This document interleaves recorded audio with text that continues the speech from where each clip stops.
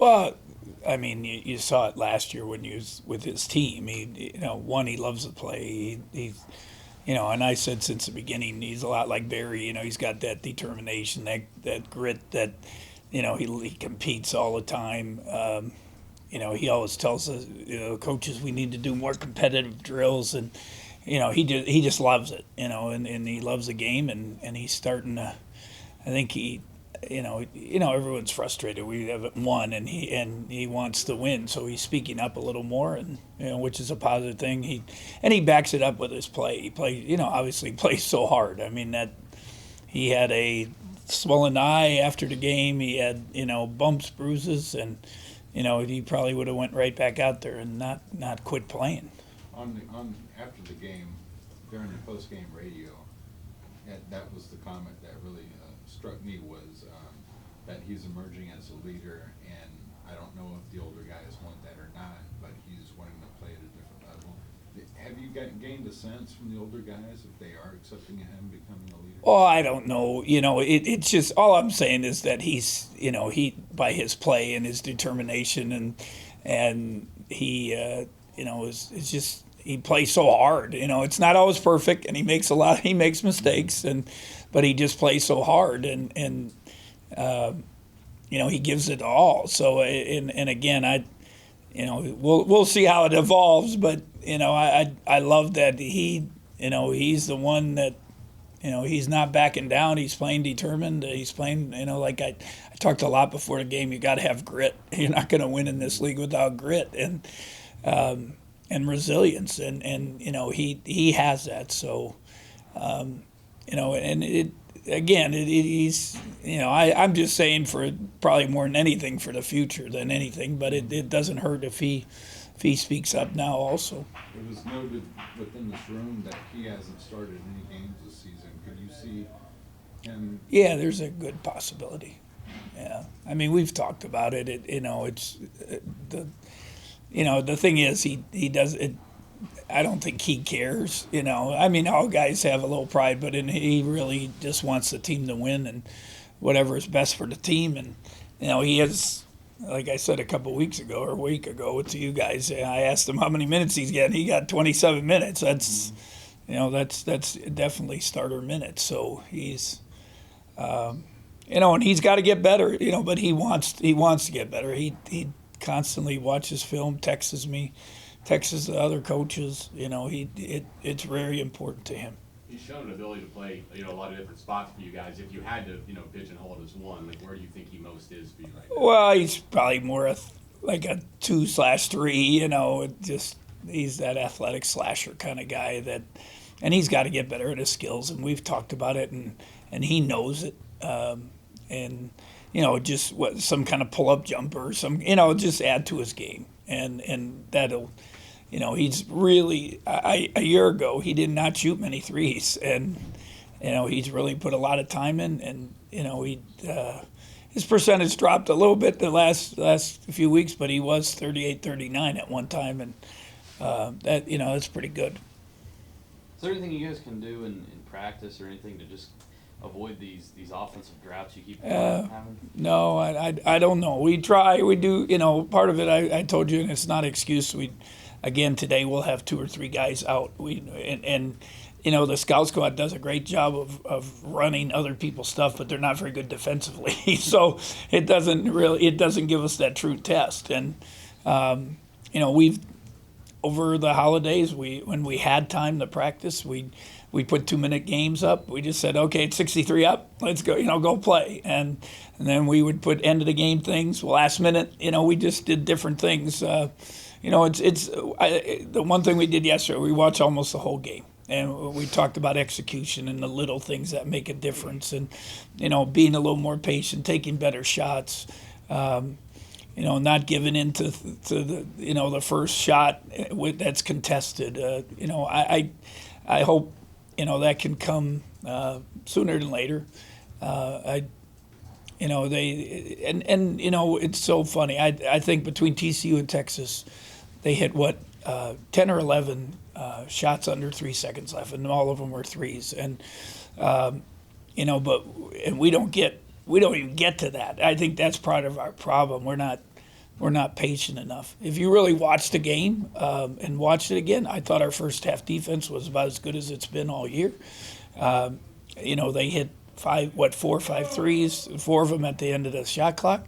The guy, it was really good. I mean, I was amazed when I went back and watched it. It was really high level. I thought we did some good things offensively. It was hard to make up for the first threes in the start of the game, and then they hit that one at the end. But we played well, and then obviously first 7-8 minutes, second half, I don't know if it was the fatigue because we didn't we traveled day of the game and we get there, you hit a wall. I don't know. We took bad shots. We didn't have, that toughness to fight through it. We had a couple easy ones. We just make 2 of those layups, and now it stays at 8 or 9. And now we make the run, we come back, and now we put them in a bind. But, when we miss those layups, now it's at 14, 13, and now you fight back, and it's still at, it's still in the, 7, 8 points. So it's tough to overcome that. Is it fair to say the effort and the attitude is still where you want it from the team? Yeah, I mean, they play hard. I mean, you always can have some of the guys play hard. I think that's part of our problem. A few of them don't understand how hard they need to play, but at this level, and that's what you learn. But overall, they play hard. It's not a question, and their attitude, they want to win. I haven't seen any of that. Have they played perfect? No. Do they take bad shots? Yes. Those type of things. We need a little better execution. We need a little more, toughness when it gets to be a gut check part of the game, and see if we can, get over the hump. I don't, we'll keep trying. I know I will. I hope they continue to do it, and they seem to be doing it at this time. Do you sense a pattern that's leading to these kind of droughts offensively, or what's kind of the main issues behind those, do you think? I don't. Part of it, we probably don't have one guy that can go with wiggle and get a basket. That's just. I like what Cardi has done, getting to the hoop. Obviously, his perimeter is shooting from the outside. The free throw line to the 3-point has not been there. I know he's disappointed because he's worked very hard at it. But I would say that's the. We just don't have one guy. We say, okay, I watched last year's game of Texas Tech, and we both games were grind out fights, and who could make a couple tough shots. There they did.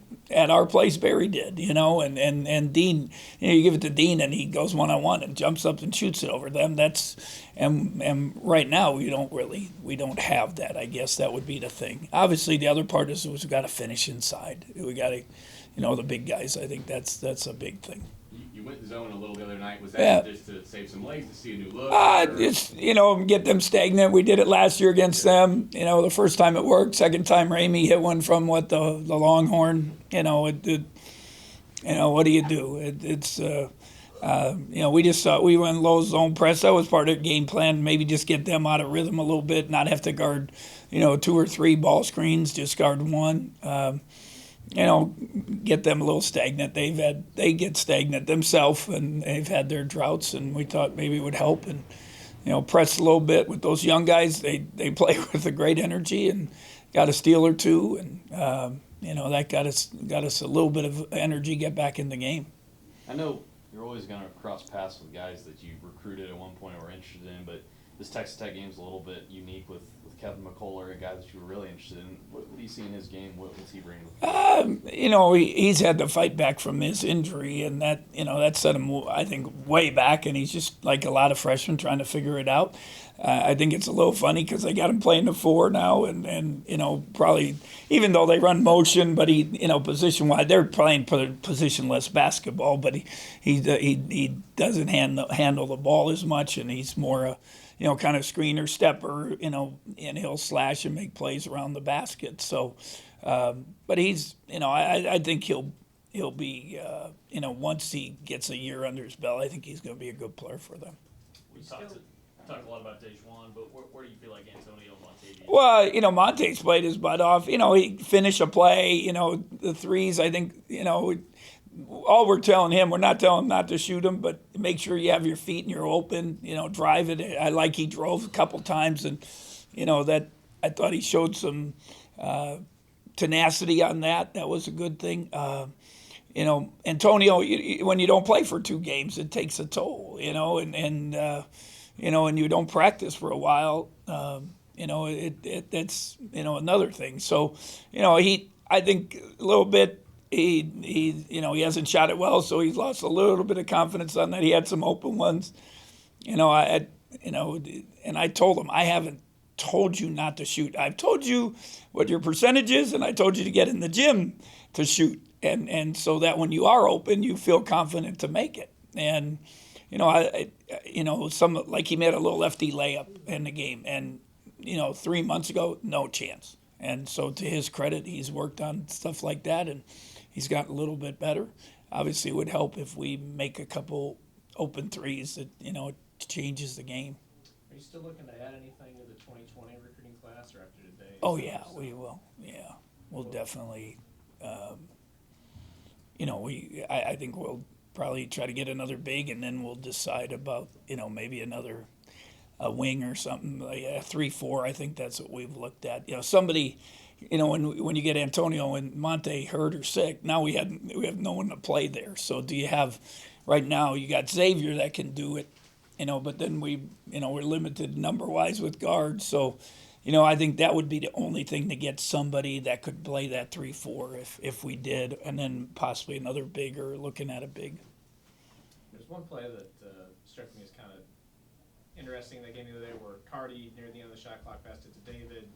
Neither really one of them was in a good spot. Was that just a lack of communication between those two, or what kind of was the mistake? I think that's where our guys got to see the shot clock, and now Cardi go make a play, go challenge them, and we got some shots blocked. They had such great length, and then even David, when he got it, he should have went and made a play. If you go back and watch it, we showed it to him.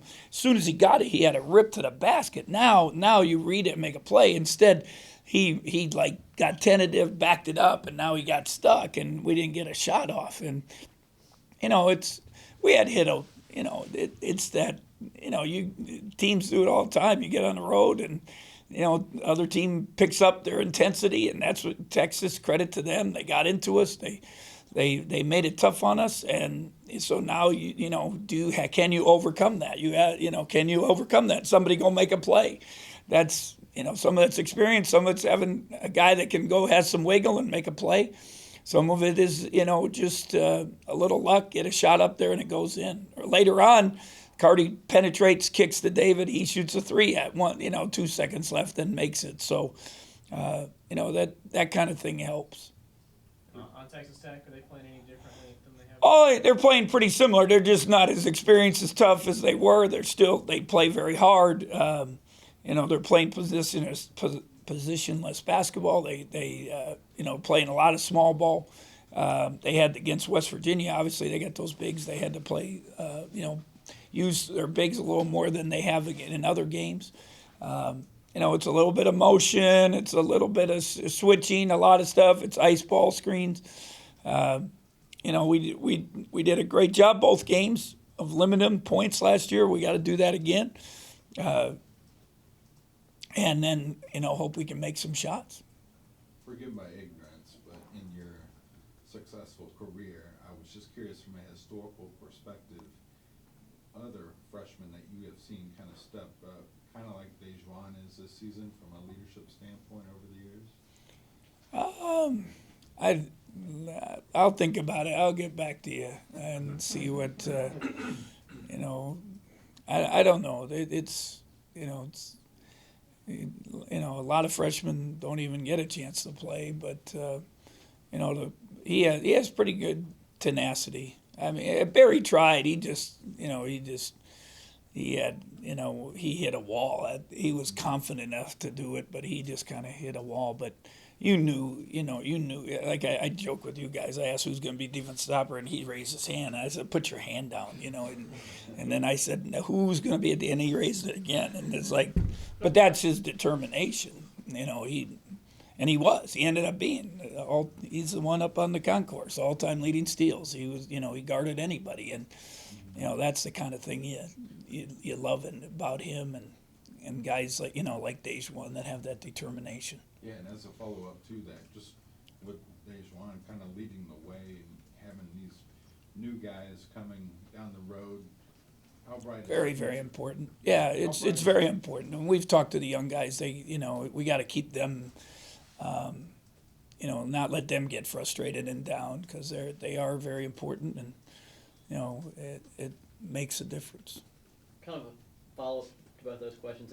Dejuan mentioned that it was just something internal, that's kind of made him become more vocal. How encouraging is that to you as a coach? It's not like you had to go to them and say, hey, start.